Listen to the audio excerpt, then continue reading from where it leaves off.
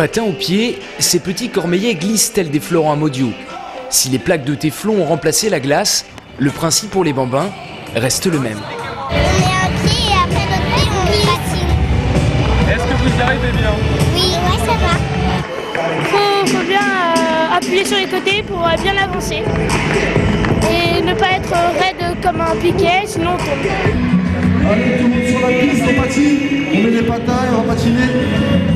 On n'a pas peur, allez. Sa musique, ses lumières et son lot de chutes, tout pour faire penser à une vraie patinoire. Si le synthétique ne procure pas les sensations de vitesse de la glace, Alexandra, 13 ans, note tout de même certains avantages.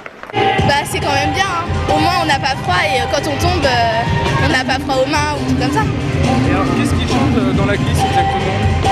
Faut un peu plus pousser je pense. Installée dans ce gymnase en une journée, la patinoire synthétique est pratique. Modulable et réutilisable, elle a coûté 80 000 €. Un bon investissement, selon le personnel de la mairie. On peut la mettre quand on veut, on peut la mettre l'hiver, on peut l'appeler dehors, appeler à l'intérieur. C'est l'avantage qu'on a. Par rapport au patinage sur glace, c'est évident qu'il y a un peu moins de vitesse, un peu moins de sensation et donc c'est accessible aux familles.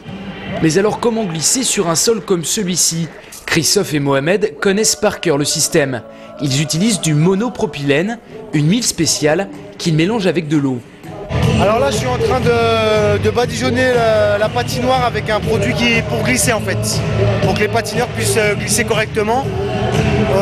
On le met à peu près toutes les 2 heures, 2 heures et demie en fonction de la fréquentation de la patinoire. Bien fartés, les patins peuvent glisser sur le téflon, pratiquement comme sur la glace. Pour 2 €, il vous reste jusqu'à ce mercredi pour en profiter. Prochain rendez-vous, les vacances de Pâques.